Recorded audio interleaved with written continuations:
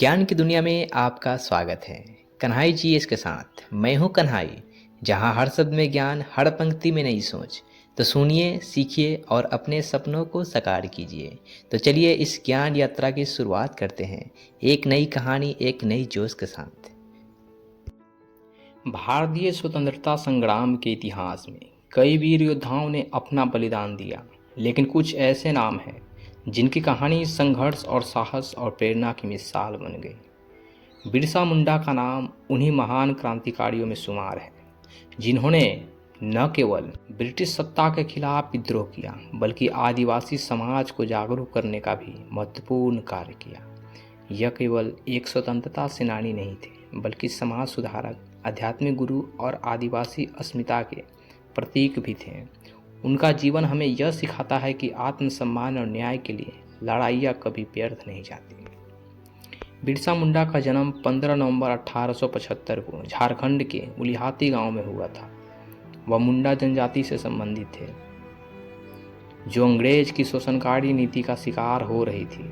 British शासन ने जमींदारी प्रथा लागू कर दी थी, जिससे आदिवासी की उनकी पुश्तैनी जमीनों से बेदखल किया जा रहा था।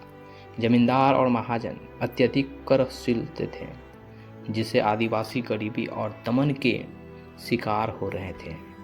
बिरसा का बचपन अत्यंत कठिनाइयों में बीता। उनका परिवार घुमंतू जीवन व्यतीत करता था और मजदूरी पे निर्भर रहता था। उन्हें प्रारंभिक शिक्षा सलगा गांव में प्राप्त की, जहां उनके शिक्षक जगपाल नाग ने उन्हें अंग्रेजी शिक्षा से परिचित कराया। बाद में चाईबासा से जर्मन मिशन स्कूल में पढ़े, लेकिन उन्होंने महसूस किया कि ईसाई मिशनरियों के प्रभाव में आदिवासी अपनी संस्कृति और परंपराओं को भूलते जा रहे हैं। उन्होंने मिशनरी शिक्षा का विरोध किया और अपनी जड़ों को और लौटने का निर्णय किया। बिरसा मुंडा ने आदिवासियों को जागरूक करने के लिए धार्मिक और सामाजिक सुधार की शुरुआत की। उन्होंने धरती आबा यानी धरती पिता के रूप में अपनी पहचान बनाई और अपने अनुयायियों को स्वच्छता, शिक्षा और आत्मनिर्भरता का संदेश दिया। उन्होंने अंधविश्वास, अस्पृश्यता और नशे के खिलाफ आंदोलन चलाया। उन्होंने कहा, आदिवासी को अपनी पारंपरिक संस्कृति और रीति रिवाज को पुनर्जीवित करना चाहिए।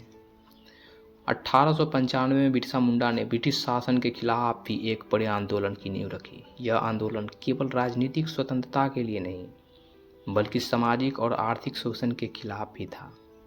अंग्रेजों ने जबरन कर वसूली, भूमि हथियाने और आदिवासियों को बेगाड़ी करने पर मजबूर किया। बिरसा ने इस अन्यायपूर्ण नीतियों के खिलाफ आवाज़ उठाई और आदिवासियों को संगठित किया। 1899 से 1900 में उन्होंने मुंडा उलगुलान यानी महान विद्रोह का नेतृत्व किया। यह आंदोलन ब्रिटिश हुकूमत के खिलाफ सशस्त्र विद्रोह था, जिसमें हजारों मुंडा योद्धाओं ने भाग लिया था। उन्होंने ब्रिटिश पुलिस थानों, सरकारी दफ्तरों और जमींदारों के ठिकानों पर हमले किए। उनका उद्देश्य आदिवासियों को उनकी जमीन वापस दिलाना और ब्रिटिश शासन के जड़ से उखाड़ फेंकना था। ब्रिटिश सरकार ने इस विद्रोह को कुचलने के लिए बड़े पैमाने पर अभियान चलाया। 3 फरवरी 1900 को बिरसा मुंडा को चक्रधरपुर से गिरफ्तार कर लिया गया। उन्हें रांची जेल में कैद कर दिया गया, जहां 9 जून 1900 को रहस्यमयी परिस्थिति में उनकी मृत्यु हो गई।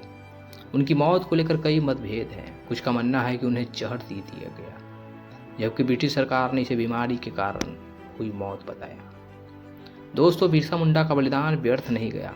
उनके आंदोलन के कारण ब्रिटिश सरकार को छोटा नागपुर काश्तकारी अधिनियम 1908 लागू करना पड़ा, जिसने आदिवासियों को उनकी पुश्तैनी भूमि अधिकार वापस दिलाए। उनके संघर्ष ने भारत के स्वतंत्रता संग्राम की नई दिशा दी। आज भी बिरसा मुंडा को झारखंड और अन्य आदिवासी बहुल क्षेत्र में भगवान की तरह पूजा करते हैं। उनकी जयंती 15 नवंबर को झारखंड स्थापना दिवस के रूप में मनाई जाती है। कई स्थानों पर उनकी प्रतिमा स्थापित की गई है और उनके नाम पर विश्वविद्यालय, स्टेडियम और संस्थाएं बनाए गए हैं। दोस्तों, बिरसा मुंडा का जीवन संघर्ष और बलिदान, नेतृत्व एवं अद्वितीय उदाहरण है। उन्होंने ये साबित कर दिया कि आत्मसम्मान और अधिकारों के लिए लड़ाई कभी बेकार नहीं जाती। उनका संघर्ष केवल एक इतिहास का पन्ना नहीं, बल्कि आने वाली पीढ़ियों के लिए एक प्रेरणा स्रोत है। उनका नाम हमेशा भारतीय स्वतंत्रता संग्राम और आदिवासी समाज के उत्थान के प्रतीक के रूप में याद किया जाएगा। फिर मिलेंगे एक नई रोचक कहानी के साथ, तब तक के लिए जय हिंद।